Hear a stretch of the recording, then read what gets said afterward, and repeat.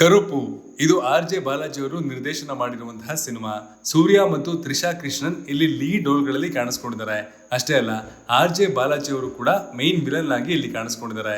ಸಿನಿಮಾದ ಟ್ರೈಲರ್ ನನಗೆ ತುಂಬಾ ಇಂಪ್ರೆಸ್ ಮಾಡಿತ್ತು. 14ನೇ ತಾರೀಕಿಗೆ ಬರ್ಬೇಕಿದ್ದಂತಹ ಈ ಸಿನಿಮಾ ಕೊನೆಗೂ ತೆರೆ ಕಂಡಿದ್ದು 15ನೇ ತಾರೀಕಿಗೆ.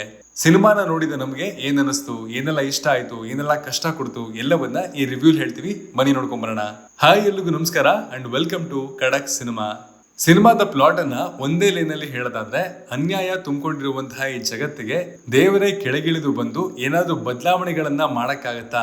ನಮ್ಮ ದೇಶದಲ್ಲಿ ನ್ಯಾಯ ಪಡ್ಕೊಳ್ಳೋದು ಅಲ್ಲಲ್ಲ, ನಿಯತ್ತಿಂದ ನ್ಯಾಯವನ್ನ ಪಡ್ಕೊಳ್ಳೋದು ಎಷ್ಟು ಸುಲಭ, ಎಷ್ಟು ಕಷ್ಟ, ಅದಕ್ಕೆ ಏನೆಲ್ಲ ಹರಸಾಹಸ ಮಾಡಬೇಕು ಅನ್ನೋದನ್ನ ಈ ಸಿನಿಮಾ ಮೇನ್ ಫೋಕಸ್ ನಲ್ಲಿ ಇಡುತ್ತೆ.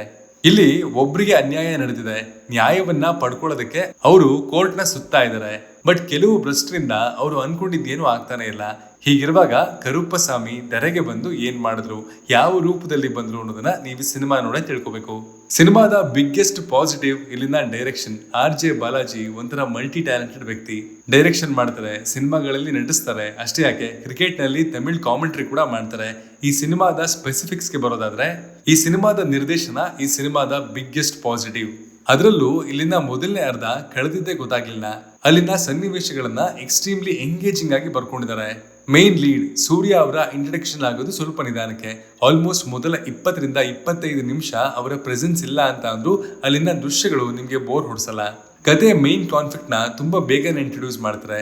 ಕಥೆಯ ಪಾತ್ರಗಳನ್ನ ಮತ್ತೆ ಅವರ ನಡವಳಿಕೆಗಳನ್ನ ಎಸ್ಟಾಬ್ಲಿಷ್ ಮಾಡೋದಕ್ಕೆ ಹೆಚ್ಚಿನ ಸಮಯ ತಗೊಂಡಿಲ್ಲ. ಬಟ್ ತಗೊಂಡಿರುವಂತಹ ಟೈಮಲ್ಲಿ ತುಂಬಾ ಚೆನ್ನಾಗಿ ಎಲ್ಲವನ್ನ ಸೆಟಪ್ ಮಾಡ್ತಾರೆ.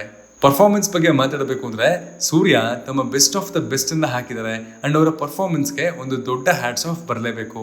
ಪ್ರತಿ ಎಮೋಷನ್ ಅನ್ನು ಅವರು ಕನ್ವೆ ಮಾಡುವಂತಹ ರೀತಿ ಸಖತ್ತಾಗಿತ್ತು. ಆಕ್ಟಿಂಗ್ ಮಾಸ್ಟರ್ ಕ್ಲಾಸ್ ಅಂದ್ರೂ ತಪ್ಪಾಗಲ್ಲ. ಸೂರ್ಯ ಅವರ ಹಳೆ ಸಿನಿಮಾಗಳ ರೆಫರೆನ್ಸಸ್ ಕಥೆಯ ದೃಷ್ಟಿಕೋನದಿಂದ ನೋಡಿದ್ರೆ ಇಲ್ಲಾಜಿಕಲ್ ಅಂತ ಅನಿಸುತ್ತೆ. ಬಟ್ ಥಿಯೇಟರ್ ನಲ್ಲಿ ಅದು ವರ್ಕ್ ಆಗುತ್ತೆ. ಆರ್.ಜೆ. ಬಾಲಾಜಿ ಅವರು ಮತ್ತೆ ಸ್ಟೋರಿ ಟೆಲ್ಲಿಂಗ್ ನ ಸಖತ್ ಚೆನ್ನಾಗಿ ಹ್ಯಾಂಡಲ್ ಮಾಡಿದ್ದಾರೆ. ತ್ರಿಷಾ ಕೃಷ್ಣನ್ ಅವರ ಪರ್ಫಾರ್ಮೆನ್ಸ್ ಡೀಸೆಂಟ್ ಆಗಿತ್ತು.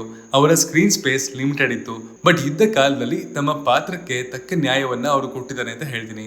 ಆರ್.ಜೆ. ಬಾಲಾಜಿ ವಿಲನ್ ಆಗಿ ಬ್ರಿಲಿಯಂಟ್. ತಮಗೆ ತಾವೇ ಬರ್ಕೊಂಡಿರುವಂತಹ ಪಾತ್ರದಲ್ಲಿ ಸಿಕ್ಕಾಪಟ್ಟೆ ಡ್ಯಾಶಿಂಗ್ ಆಗಿ ಪರ್ಫಾರ್ಮ್ ಮಾಡಿದ್ದಾರೆ. ಸಪೋರ್ಟಿಂಗ್ ರೋಲ್ ನಲ್ಲಿ ಕಾಣಿಸ್ಕೊಂಡಿರುವಂತಹ ಇಂದ್ರನ್ಸ್ ನಿಮ್ಮ ಹೃದಯವನ್ನ ಮುಟ್ತಾರೆ. ಅವರು ಇರುವಂತಹ ಪರಿಸ್ಥಿತಿ, ಅವರು ಪಡ್ತಾ ಇರುವಂತಹ ಕಷ್ಟಗಳು ಎಲ್ಲವನ್ನ ಸಖತ್ ನ್ಯಾಚುರಲ್ ಆಗಿ ತೋರಿಸಿದ್ದಾರೆ. ಪರ್ಫಾರ್ಮೆನ್ಸ್ ಬಗ್ಗೆ ಮಾತಾಡಬೇಕು ಅಂದ್ರೆ, ಇಲ್ಲಿ ಪ್ರತಿ ಆರ್ಟಿಸ್ಟ್ ತಮ್ಮ ಬೆಸ್ಟ್ ಅನ್ನೇ ಕೊಟ್ಟಿದ್ದಾರೆ. ಅಂಡ್ ಇದೇ ಸಿನಿಮಾ ಎಲ್ಲೂ ಬೋರ್ ಹೊಡೆದೇ ಇರೋದಕ್ಕೆ ಮೇನ್ ಕಾರಣ. ಸಿನಿಮಾದಲ್ಲಿ ಮಾಸ್ ಎಲಿಮೆಂಟ್ಸ್ ನ ಹ್ಯಾಂಡಲ್ ಮಾಡಿರುವಂತಹ ವಿಧಾನ ಸಖತ್ ಕನೆಕ್ಟಿಂಗ್ ಆಗಿತ್ತು. ಥಿಯೇಟರ್ ನಲ್ಲಿ it worked like magic. Interval ಮುನ್ನ ಬರುವಂತಹ ಫೈಟ್ ಸೀಕ್ವೆನ್ಸು, ಅದರ ಕೋರಿಯೋಗ್ರಫಿ, ಅದರ ಪ್ರೆಸೆಂಟೇಷನ್, ಅಲ್ಲಿ ಸಾಯಿ ಅಭಯಂಕರ್ ಅವರ ಬ್ಯಾಕ್ ಗ್ರೌಂಡ್ ಸ್ಕೋರು ಎಲ್ಲವೂ ಕಿಕ್ಕೋ. Speaking of background score, Sai Abhyankar ಅವರ ಕೆಲಸ ಸಿನಿಮಾಗೆ ಲೈಫ್ ಸೇವಿಂಗ್ ಜಾಕೆಟ್ ತರ ವರ್ಕ್ ಆಗಿದೆ. ಪ್ರತಿ ಸನ್ನಿವೇಶದಲ್ಲೂ ಅವರ ಸ್ಕೋರು ಏನೋ ಒಂಥರ ಡಿಫ್ರೆಂಟ್ ಆಗಿತ್ತು.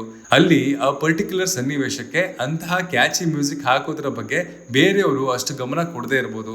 ಬಟ್ ಇಲ್ಲಿ ಎಲ್ಲಾ ಸೀನ್ಸ್ ನ ಸ್ಪೆಷಲ್ ಆಗಿ ಟ್ರೀಟ್ ಮಾಡಲಾಗಿದೆ ಇನ್ ಟರ್ಮ್ಸ್ ಆಫ್ ಮ್ಯೂಸಿಕ್. ಸಿನಿಮಾದ ಸ್ಕೋರು ನೆಕ್ಸ್ಟ್ ಲೆವೆಲ್ ಇತ್ತು. ಬಟ್ ಸಾಂಗ್ಸ್ ಗಳು ಸುಮಾರಾಗಿವೆ ಅಂತ ಹೇಳ್ತೀನಿ. ಯಾವ ಹಾಡು ಕೂಡ ಅಷ್ಟಾಗಿ ಏನ್ ನೆನಪಲ್ಲಿ ಉಳಿಯಲ್ಲ.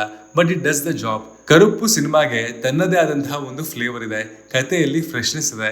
ಆರ್ಡಿನರಿ ಕಥೆನೆ, ಬಟ್ ಎಕ್ಸಿಕ್ಯೂಷನ್ ಮತ್ತು ಅದರ ಪ್ರೆಸೆಂಟೇಷನ್ ಸಿನಿಮಾನ ನೆಕ್ಸ್ಟ್ ಲೆವೆಲ್ ಎಕ್ಸ್ಪೀರಿಯನ್ಸ್ ಗೆ ಕರ್ಕೊಂಡು ಹೋಗಿ ಇಟ್ಟಿದೆ. ಸಿನಿಮಾ ಕನ್ವೆ ಮಾಡಿರುವಂತಹ ಮೆಸೇಜು ಈಗಿನ ಕಾಲಘಟ್ಟಕ್ಕೆ ಸಖತ್ ಅವಶ್ಯಕತೆ ಇರುವಂತದ್ದು. ಕೋರ್ಟ್ ಅನ್ನೋದು ಎಷ್ಟೋ ಜನಕ್ಕೆ ಭಯ ಪಡಿಸೋ ಜಾಗ ಆಗೋಗಿದೆ. ಕೋರ್ಟಿನ ಹಾಗೂ ಹೋಗುಗಳ ಬಗ್ಗೆ ನಾಲೆಡ್ಜ್ ಇಲ್ಲದೆ ಇರೋರಿಗೆ ಹಿಗ್ಗಾಮುಗ್ಗ ಫೀಸ್ ಕಿತ್ಕೊಳ್ಳಲಾಗುತ್ತೆ. ಅವರಿಗೆ ನಂಬಿಸಿ ಮೋಸ ಮಾಡಲಾಗುತ್ತೆ. ಅವರಿಗೆ ಭರವಸೆ ಕೊಡ್ತಾರೆ. ಅಲ್ಲ, ಭರವಸೆ ಕೊಟ್ಟು ಅವರನ್ನ ದುಡ್ಡುಗೋಸ್ಕರ ಉಪಯೋಗಿಸ್ಕೊಳ್ಳುವಂತಹ ಲಾಯರ್ಸ್ ಕೂಡ ಸಾಕಷ್ಟು ಜನ ಇದ್ದಾರೆ. ಇದನ್ನೆಲ್ಲ ಒಂದು ಕಥೆಯಾಗಿ ಹೇಳಿರುವಂತಹ ವಿಧಾನ ಇಷ್ಟ ಆಗುತ್ತೆ. ಇನ್ನು ಇಲ್ಲಿ ನನಗೆ ವರ್ಕ್ ಆಗದೆ ಇದ್ದಿದ್ದು ಏನು ಅಂತ ನೋಡೋದಾದ್ರೆ, ಇಂಟರ್ವೆಲ್ ನಂತರದ 20 ನಿಮಿಷ ಸಿನಿಮಾ ಕಥೆಯಿಂದ ಡೈವರ್ಟ್ ಆಗಿ ಅವಶ್ಯಕತೆ ಇಲ್ಲದೆ ಒಂದು ಸಬ್ ಪ್ಲಾಟ್ ನ ಇಂಟ್ರೊಡ್ಯೂಸ್ ಮಾಡುತ್ತೆ. ಪರ್ಫೆಕ್ಟ್ ಎಕ್ಸಾಂಪಲ್ ಅಂತ ಕೊಡೋದಾದ್ರೆ, ಹೇಗೆ ಜೈಲರ್ ಸಿನಿಮಾದ ಇಂಟರ್ವೆಲ್ ನ ನಂತರ ಸುನೀಲ್ ಮತ್ತು ತಮನ್ನಾ ಅವರ ಪಾತ್ರಗಳನ್ನ ಇಟ್ಕೊಂಡು ಒಂದಷ್ಟು ಕಾಮಿಡಿನ ವರ್ಕೌಟ್ ಮಾಡಕ್ಕೆ ಟ್ರೈ ಮಾಡಿದ್ರು, ಇಲ್ಲೂ ಆ ತರದ್ದೇ ಒಂದು ಅನ್ನೆಸರಿ ಸನ್ನಿವೇಶ ಬರುತ್ತೆ. ಅಂಡ್ ಅದು ಸಿನಿಮಾದ ಲೆಂತ್ ಗೆ ಪೆಟ್ ಹೊಡೆದಿದೆ. ಕ್ಲೈಮ್ಯಾಕ್ಸ್ ಗೆ ಸಿನಿಮಾ ಚೇತರಿಸ್ಕೊಳ್ಳುತ್ತೆ. ಅಂಡ್ ಕ್ಲೈಮ್ಯಾಕ್ಸ್ ಒಂದು ಬ್ಯಾಂಗರ್ ನೊಂದಿಗೆ ಎಂಡ್ ಆಗುತ್ತೆ. ಕಡಕ್ ಆಗಿ ಹೇಳೋದಾದ್ರೆ, ಇದೊಂದು ಗುಡ್ ವಾಚ್. ನನ್ನ ಸಮಯಕ್ಕೆ ನಾನು ಹಾಕಿದ ದುಡ್ಡಿಗೆ ತಕ್ಕ ಎಂಟರ್ಟೈನ್ಮೆಂಟ್, ಫನ್ ಅಂಡ್ ಮೆಸೇಜ್ ನನಗೆ ಸಿಕ್ತು. ಅಂಡ್ ಕಮರ್ಷಿಯಲ್ ಸಿನಿಮಾದಿಂದ ನಾವು ಎಕ್ಸ್ಪೆಕ್ಟ್ ಮಾಡೋದು ಕೂಡ ಇದನ್ನೇ ಅಲ್ವಾ. ಇದಾಗಿತ್ತು ಕರುಪ್ಪು ಸಿನಿಮಾದ ರಿವ್ಯೂ. ನೀವೇನಾದ್ರೂ ಸಿನಿಮಾ ನೋಡಿದ್ರೆ ಹೇಗಿತ್ತು ಅಂತ ಕಮೆಂಟ್ ಮಾಡಿ. Signing off, Manu.